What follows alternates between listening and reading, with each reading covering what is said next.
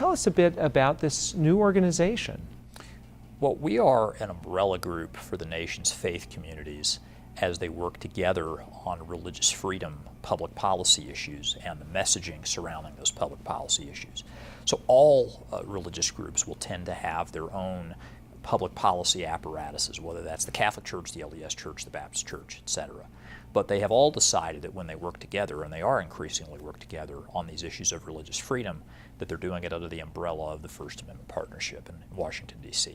Now, there are some other organizations that are helping to litigate cases that affect religious freedom. So it seems like the courts are doing quite a bit in this arena to help protect religious rights. We've seen a number of major cases before the Supreme Court in recent years. How are you different from a group that might just be involved with public interest litigation around religious freedom? Well, for starters, litigation's important. We have to have good lawyers defending religious freedom using the laws that we already have. In my own opinion, the Becket Fund for Religious Liberty is the best of those organizations, but there are many others that do worthy work.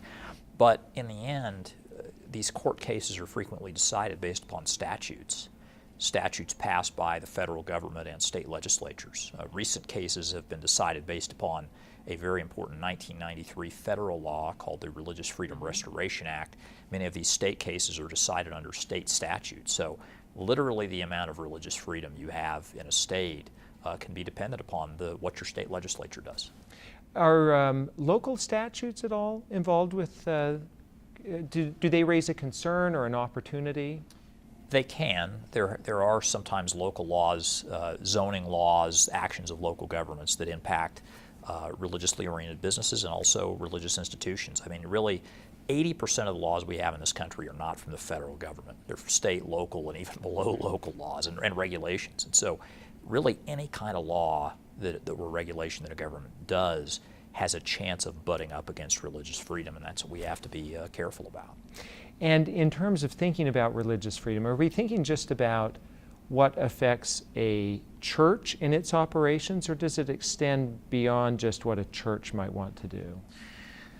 The framers of the Constitution deliberately chose the word the free exercise of religion. That's an active word. It sort of means more than just the right to worship, which of course is a key component of free exercise, but it also has to extend outside the walls of a church, synagogue, or mosque. Anybody who's religious knows that the impulse of religion is not just to serve oneself, but it's to serve others. That means you're necessarily going to build institutions to do that are going to extend outside the walls of your own house of worship. So it definitely has to include protection for religious institutions and for individuals who want to live and form businesses consistent with their own religious conscience. Tim, some people are very concerned today about religious freedom, and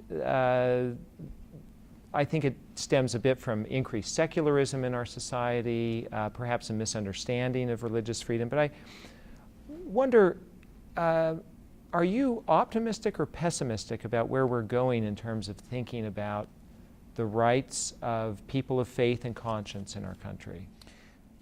I would say that I'm optimistic but vigilant. I think there are some social trends that threaten religious freedom. The rise of people who don't affiliate with any religion anymore.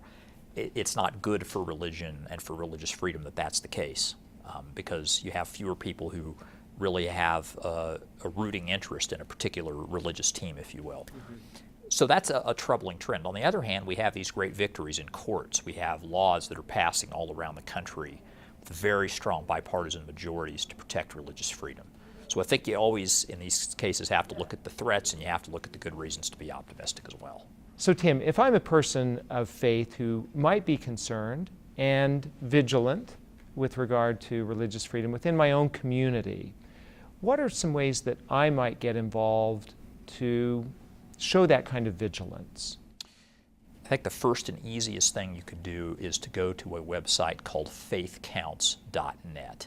This is a very new but growing social media movement that has profound messages about how faith serves the common good.